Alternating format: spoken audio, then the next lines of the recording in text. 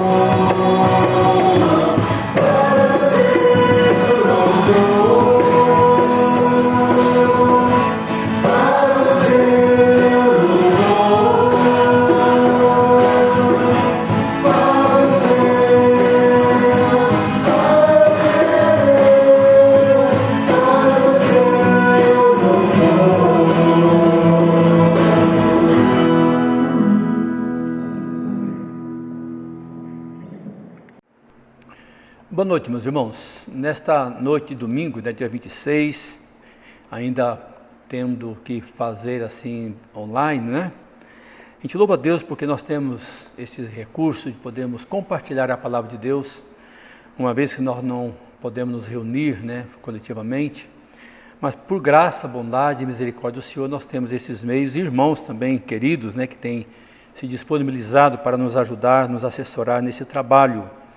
Nessa noite eu quero compartilhar um tema mais de caráter evangelístico, baseado na primeira carta de Coríntios, né, primeira carta aos Coríntios, capítulo 15, os versos 50 a 58, falando sobre morte, né? Morte não é o fim. E para aqueles realmente que servem a Deus, não há motivo para temor, né? É exatamente isso que o texto diz. Nós estamos vivendo aí esses últimas semanas, um temor, né, um medo realmente, uma tensão por causa do que está acontecendo ao nosso redor. Tantas pessoas partindo, né, tantas pessoas sofrendo, mas para o cristão isto não assusta, pelo menos não deveria assustar, né? Porque nós temos a bendita esperança de, uma vez que deixarmos este mundo, estarmos na presença do Senhor. Então eu quero ler esse texto da palavra de Deus na primeira carta de Paulo aos Coríntios, capítulo 15, os versos 50 a 58. E a palavra de Deus nos diz assim: isto afirmo, irmãos, que a carne e o sangue não podem herdar o reino de Deus, nem a corrupção herdar a incorrupção. Eis que vos digo um mistério: nem todos dormiremos, mas transformados seremos todos. No momento, num abrir e fechar de olhos, ao ressoar da última trombeta. A trombeta soará, os mortos ressuscitarão incorruptíveis e nós seremos transformados. Porque é necessário que este corpo corruptível se revista da incorruptibilidade e que o corpo mortal se revista da imortalidade. E quando este corpo corruptível se revestir da incorruptibilidade e o que é mortal se revestir de imortalidade, então se cumprirá a palavra que está escrita: tragada foi a morte pela vitória. Onde está, ó morte, a tua vitória? Onde está, ó morte, o teu aguilhão? O aguilhão da morte é o pecado, e a força do pecado é a lei. Graças a Deus que nos dá a vitória por intermédio de nosso Senhor Jesus Cristo. Portanto, meus amados irmãos, sede firmes e inabaláveis e sempre abundantes na obra do Senhor, sabendo que no Senhor o vosso trabalho não é vão. Então veja, irmãos, aqui nós temos esse texto tão precioso da palavra de Deus, onde Paulo orienta a igreja de Corinto em relação à vida futura, né, a vida após-morte. E aí está dizendo que nós seremos transformados, nós haveremos de receber o corpo, né, aquele que o Senhor Jesus recebeu após a sua ressurreição, um corpo ao mesmo tempo visível, mas também invisível. É um corpo que não mais está sujeito à matéria, é um corpo de fato espiritual, transformado, como ele diz aí, que seremos transformados para estar eternamente na presença do Senhor. Então a pergunta que ele faz aí, que é interessante, é: onde está, ó morte, a tua vitória? A verdade é que, como eu disse inicialmente, nós temos medo da morte. A gente quer ir para o céu, mas ninguém quer morrer, né? Então fica meio complicado, né? Mas o fato é que devemos estar preparados para este momento e devemos estar pensando mais, buscando mais, de fato, as coisas lá do alto. Eu introduzo dizendo, né, a morte é natural, posto que não nos acostumamos a encará-la. Ninguém quer morrer, embora os nossos dias estejam contados. Jó, quando ele, no seu sofrimento, na sua luta, diante da experiência que ele passou, né, sendo provado ali pelo Senhor, né, com a permissão do Senhor, ele diz lá no capítulo 14, verso 5, no livro de Jó, capítulo 14, verso 5, ele diz assim: visto que os seus dias estão contados, contigo está o número dos seus meses. Tu ao homem puseste limites, além dos quais não passará. Lá no Salmo 139 também diz que ainda antes de nós termos forma, o Senhor já estabeleceu, já determinou a nossa existência. Então, ou seja, nós estamos aqui de passagem. Seja através de uma enfermidade, seja de um acidente, seja através de qualquer outro meio. Chegou o momento que Deus já estabeleceu a nossa existência, nós iremos partir para estar com Ele, aqueles que estão em Cristo. E aqueles que morrem sem Cristo, infelizmente, o que lhes espera, o que lhes aguarda é o inferno, como Jesus mesmo declara nos Evangelhos. Então, ou seja, morte, fim da vida animal ou vegetal, termo da existência, destruição, perdição. Então tem todo esse significado a morte. Agora, o que significa mesmo a morte? Primeiramente, separação da alma do corpo. Quando nós olhamos lá no livro do Gênesis, se falando de Abraão, no capítulo 25, verso 8, diz que expirou Abraão, morreu em ditosa velhice, avançado em anos, e foi reunido ao seu povo. Ou seja, aí está falando da morte temporal, da morte natural, que todos passam por ela, ninguém consegue escapar. Até hoje, por mais que a ciência desenvolva, por mais que o homem viva, mas haverá um momento que ele há de partir. Abraão, aqui no caso, quando ele faleceu, ele estava com 175 anos. Hoje, dificilmente alguém chega a este número. Então, a gente vê falar de 115, 118, né? Quem sabe um pouquinho mais aí, mas o fato é que a maioria, como o próprio Senhor Jesus, a própria palavra de Deus mostra, né, limitou a nossa existência a 120, e Moisés, escrevendo no Salmo 90, vai dizer que 70, havendo vigor a 80, a hora que passa disso é canseira e enfado. Também a morte significa separação da alma e do corpo dos favores de Deus, mesmo nesta vida. Ou seja, é a condição natural do não regenerado. Lá em Lucas capítulo 1, verso 79, diz ali: para alumiar os que jazem nas trevas e na sombra da morte, e dirigir os nossos pés pelo caminho da paz. E aí está falando da morte espiritual. Aqueles que mesmo vivos, mesmo tendo a existência nesta vida, estão mortos espiritualmente. Por isso que lá em Efésios 2 vai dizer, né, estando vós mortos no vosso delírio e pecado, Cristo vos deu vida. Então, para mostrar que o homem sem Deus, ele continua morto espiritualmente. Mas também significa ainda separação perpétua da presença de Deus e a vida de tormento. É a segunda morte que nós vemos lá em Apocalipse 2, verso 11, nós vemos também onde lemos do capítulo 20, verso 14 e 21, verso 8, fala da segunda morte, ou seja, a separação eterna para sempre da presença do Senhor, que é fruto da transgressão, da rebeldia, da rejeição, da não aceitação do sacrifício do Senhor Jesus ali na cruz do Calvário.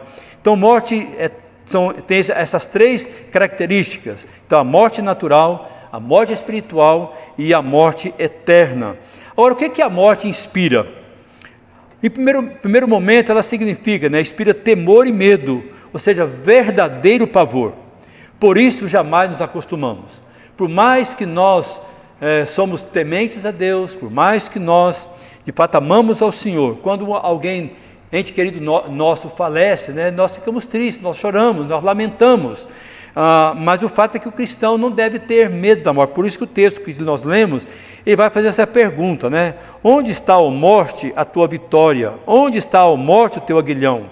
Por quê? Porque ela foi tragada através da morte do Senhor Jesus. O Senhor Jesus venceu na cruz por nós, por isso ele tirou de nós todo o temor, todo o medo da morte. A morte também inspira sofrimento pungente, né? Por isso que o texto fala de aguilhão, algo que incomoda. Então, ou seja, o aguilhão da morte é o pecado. Sabemos que por causa do pecado as pessoas sofrem, passam momentos difíceis, ou seja, a consciência sente a culpa, leva frequentemente ao desespero, e aí diz o texto, né, é ferrão que fere e dilacera as carnes já feridas. Então por isso que a morte de fato traz esse temor, esse sofrimento, essa angústia, principalmente para aqueles que não conhecem o Evangelho, para aqueles que não sabem para onde vão. Porque as pessoas que não têm a Cristo como Senhor e Salvador, eles não têm essa bendita esperança.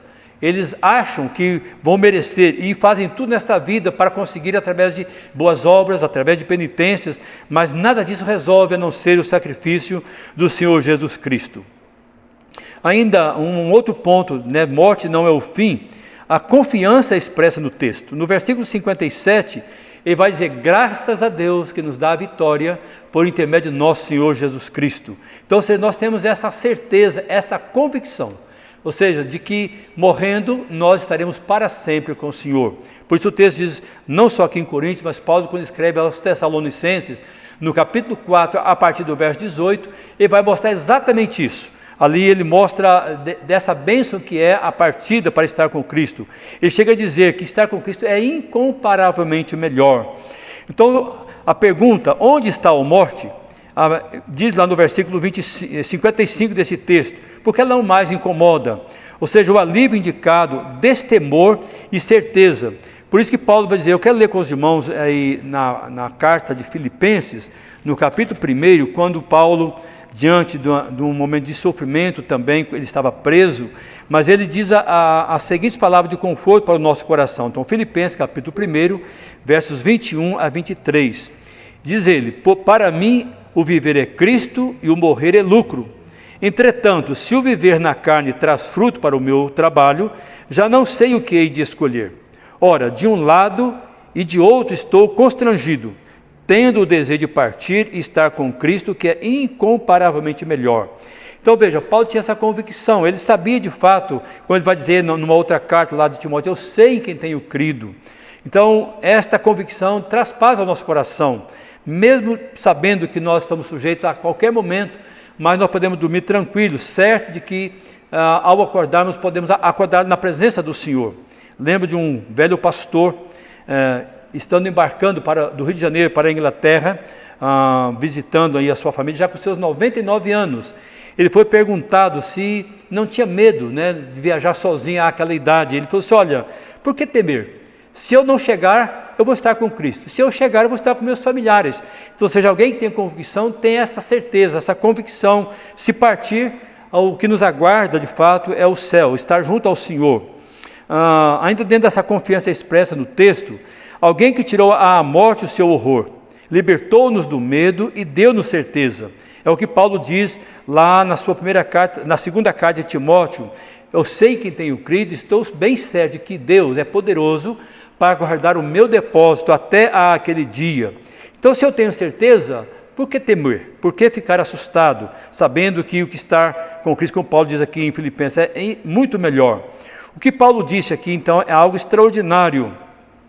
E mais ainda, ele vai dizer aqui no texto lido, repetindo, no verso 57, graças a Deus que nos dá a vitória. Então essa é a nossa certeza, essa é a nossa convicção.